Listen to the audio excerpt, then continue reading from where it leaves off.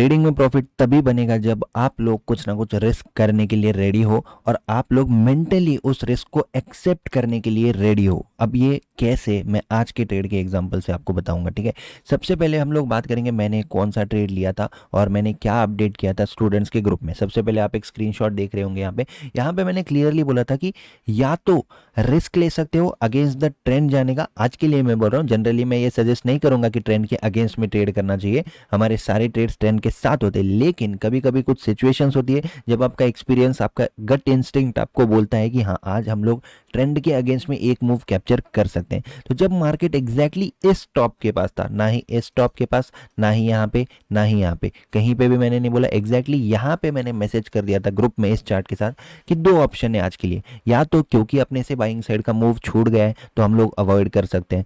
दूसरा ऑप्शन यहाँ पे ये है कि अगेंस्ट द ट्रेंड में ट्रेड लेके हम लोग इस मूव को कैप्चर कर सकते हैं। तो मैंने वो अपडेट कर लिया। अब जिस स्टूडेंट के पास रिस्क एपेटाइट है, जिसको रिस्क लेना आज के लिए सही लगता है वो ले लेगा, और मैंने अपने लिए रिस्क लेना सही समझा तो मैंने यहाँ पे एग्जैक्टली एंट्री कर दी थी सेल साइड के लिए, और एग्जैक्टली यहाँ पे मैं एग्जिट हो चुका हूँ, ठीक है। अब एग्जिट होने का रीज़न सिंपल है, ट्रेंड के अगेंस्ट में हम लोग ज़्यादा बिंदास नहीं रह सकते जब हम ट्रेंड के साथ हैं। फॉर एग्जाम्पल यहाँ कहीं पे हम लोगों ने ट्रेंड के साथ वाला ट्रेड लिया हुआ है क्योंकि पूरा डाउन ट्रेंड चल रहा है, तो हम लोग थोड़ा होल्ड कर सकते हैं, एक्स्ट्रा पॉइंट मिलने के चांसेस बहुत ज़्यादा होते हैं। लेकिन जब ट्रेंड के अगेंस्ट में ट्रेड लिया हुआ है तो अगर आपको टारगेट के आसपास मिल जाता है तो बुक करना इज़ अ बेटर ऑप्शन। फिर भी हमने बहुत देर होल्ड किया, 1 घंटा ऑलमोस्ट। ऑर्डर बुक अगर देखोगे विद टाइमिंग सब कुछ टेलीग्राम पे अपडेटेड है, तो जिसको ऑर्डर बुक देखना है, टाइमिंग देख के थोड़ा सा चेक करना है चार्ट पे कि किस तरह से आप लोग कहाँ पे एंट्री ले सकते हो, तो आप लोग फ्री टेलीग्राम चैनल ज्वाइन कर सकते हो, डिस्क्रिप्शन में लिंक है, ठीक है। तो नंबर 1 रीज़न यहाँ पे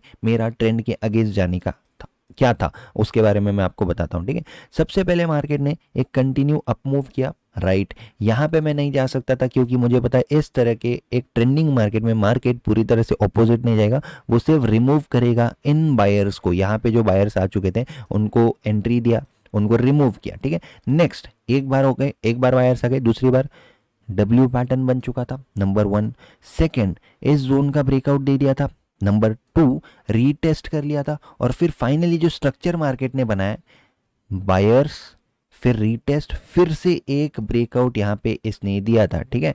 तो जनरली मैं क्या करता हूँ, सारे 1, 3, 5 एंड 15 इस तरह के सारे टाइम फ्रेम्स देखता हूँ। तो सारे टाइम फ्रेम्स पे 1 मिनट पे भी मुझे ये दिख रहा था कि मार्केट ने जो स्ट्रक्चर बनाया प्रॉपर बायर्स को इनवाइट कर रहा है, राइट। और एग्जैक्टली आप देख सकते हो जहाँ पे मैंने एंट्री लिया वहाँ से मार्केट घूम गया बहुत देर, अपने को सताया 1 घंटा, फिर बाद में आके टारगेट हिट किया जो कि 50 पॉइंट्स का था, ठीक है। जनरली 60 पॉइंट्स का होता है, लेकिन अगेंस्ट द ट्रेंड में मैंने एग्जैक्ट स्मार्ट डिसीजन लिया, एग्जैक्टली बॉटम पे एग्जिट कर लिया। और आप यहाँ पे देख सकते हो कि बॉटम से मार्केट किस तरह से ऊपर जा रहा है, क्योंकि ट्रेंडिंग मार्केट में मार्केट क्या करता है पता है, मार्केट ट्रेंडिंग मार्केट में बायर्स को इनवाइट तो करता है लेकिन उनको रिमूव करता है, उनके एसिलेट करता है, फिर अपने ट्रेंड में कंटिन्यू करता है। एग्जैक्टली उसी लॉजिक के साथ इस ब्रेकआउट में बायर्स आ गए, इस ब्रेकआउट में बायर्स आ गए, तो 2 बार मार्केट ने बायर्स को अपॉर्चुनिटी दे दी। अब उन लोगों को मार्केट एक बार रिमूव करेगा, उस मूव के लिए बस मैं यहाँ पे बैठा हुआ था, क्योंकि मेजर ट्रेंड मिस होने के बाद मैं सिर्फ रिट्रेसमेंट कैच कर सकता हूँ, ना कि पुल बैक, ठीक है।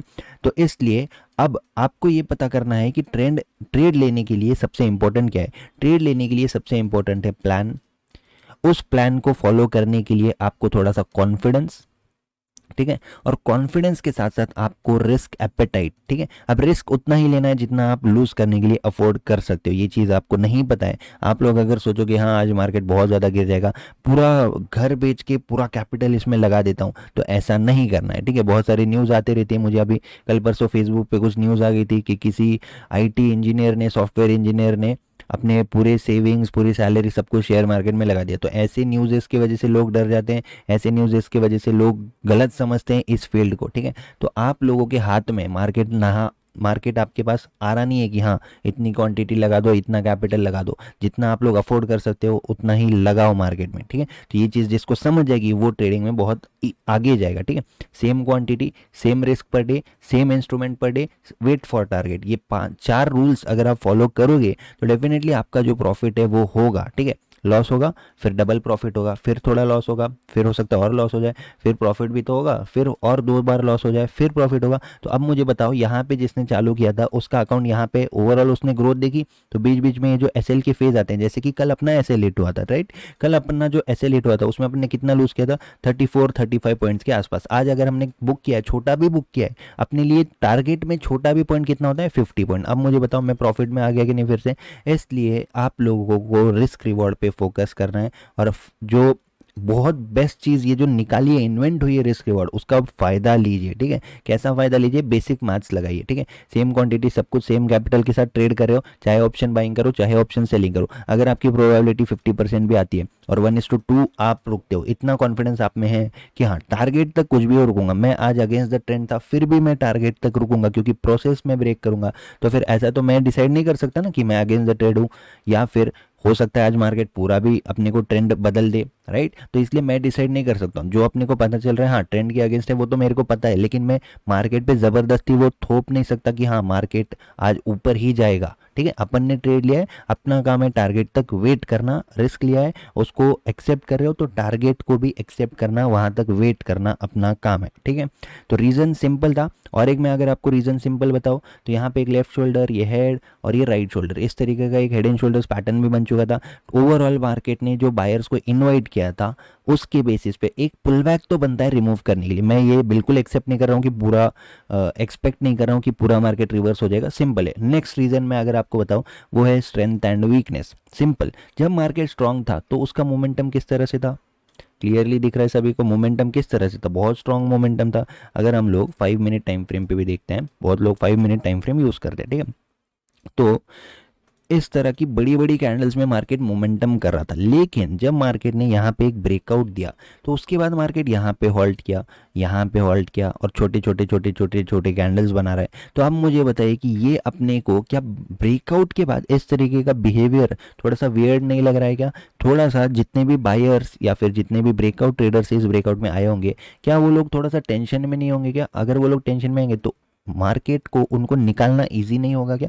ऑब्वियसली इजी होगा। तो स्ट्रेंथ एंड वीकनेस इस कंसेप्ट पे बहुत सारे वीडियोस मैंने ऑलरेडी बना रखे हैं, bank Nifty behaviour and psychology, chart trading strategies and secrets, सारे वीडियोस देखोगे तो डेफिनेटली आप लोगों को जो हेल्प मिलेगी वो कहीं पे भी किसी के भी महंगे कोर्स में नहीं मिलेगी, ठीक है।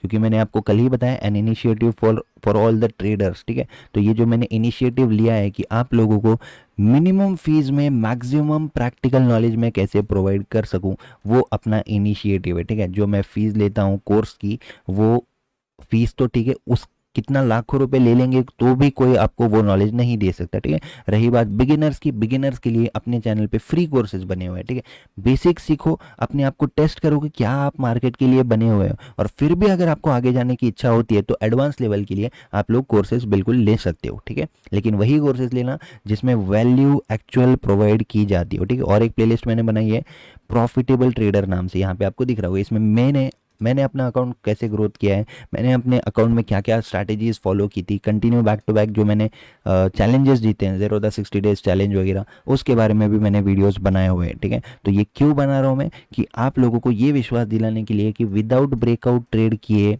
Breakout failure is not a problem, it's a solution. ये चीज़ जिसको समझ जाएगी वो डेफिनेटली काम कर देगा। अब आप मुझे बताइए, यहाँ पे क्लियर ब्रेकआउट हो गया था, 15 मिनट कैंडल क्लोज हो गई थी, मार्केट ने फेल कर दिया ना ब्रेकआउट, मार्केट ने रिमूव कर दिया ना बायर्स को, जितने भी लोग इस डब्ल्यू में आए होंगे, ठीक है। इस डब्ल्यू में तो उनको प्रॉफिट मिल गया होगा, लेकिन मेन कहाँ पे लोग आते हैं, लोग आते हैं यहाँ पे। ब्रेकआउट हो गया, जैसे ही लोगों ने एंटर किया उनको रिमूव किया, यहाँ पे आया 1 2 3 कंटिन्यू। अगर मार्केट ब्रेकआउट जोन में भी जल्दी नहीं जा रहा है, अभी एंड वालों के लिए टिप है, ठीक है। एंड तक जो वीडियो देखेंगे उनको डेफिनेटली हमेशा मैं एक इंपॉर्टेंट टिप दूंगा। तो अब मैं यहाँ पे आपको एक टिप देता हूँ।